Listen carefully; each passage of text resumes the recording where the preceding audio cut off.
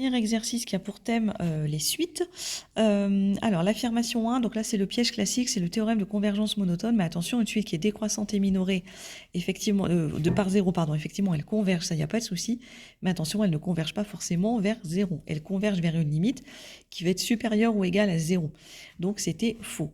L'affirmation 2, alors là, pour vous aider, j'ai d'abord changé l'ordre du... donc, en fait, U indice n est inférieur ou égal à moins 9 puissance n sur 3 puissance n sur 7 puissance n. En fait, ça fait tout de suite penser au théorème de comparaison. Alors, j'ai d'abord inversé le numérateur en me disant que ça vous paraîtrait peut-être plus simple. Donc en fait, c'est égal à 3 puissance n moins 9 puissance n sur 7 puissance n. Ensuite, j'ai dissocié ma fraction.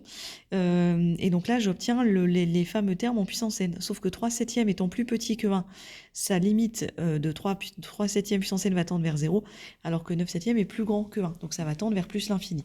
Donc par soustraction, ça tend vers moins l'infini. Et si ma suite U indice n est inférieure ou égale à une suite qui tend vers moins l'infini, d'après le théorème de comparaison, elle tend vers moins l'infini. L'affirmation 3. Donc là, c'est vraiment un algorithme tout simple. Alors, sans doute le petit piège, quand on vous dit for i in range n, attention, n, ça correspond au nombre d'itérations. Donc ici, n vaut 4. Donc comme on démarre à i égale 0, ça fait donc i égale 0, 1, 2 et 3. Si vous préférez, quand vous avez for i in range n, on s'arrête à n-1 comme valeur de i. Et donc l'affirmation est vraie. Je vous ai détaillé l'exécution de l'algorithme. Alors, l'affirmation 4, là, attention, on a besoin de la formule de la somme, alors qui est très peu utilisé, il est vrai en terminale. En fait, ça vient du programme de première. Donc pour le prix A, pas de souci, vous avez 1 000 € par jour pendant 15 jours. Donc 15 fois 1000, ça fait 15 000 €. Mais par contre, pour le B, en fait, la somme double chaque jour. Donc en fait, c'est une progression géométrique de raison Q égale 2, de premier terme égale 1. Et donc là, il faut se souvenir que la somme des termes d'une suite géométrique, c'est le premier terme fois 1 moins Q puissance le nombre de termes sur 1 moins Q. Donc là, je vous ai rappelé la formule. Voilà, donc apprenez-la, parce que vous voyez, c'est extrêmement rare que ça tombe en terminale, mais voilà un exemple où c'est tombé. Donc si vous ne l'avez plus en tête, réapprenez-la.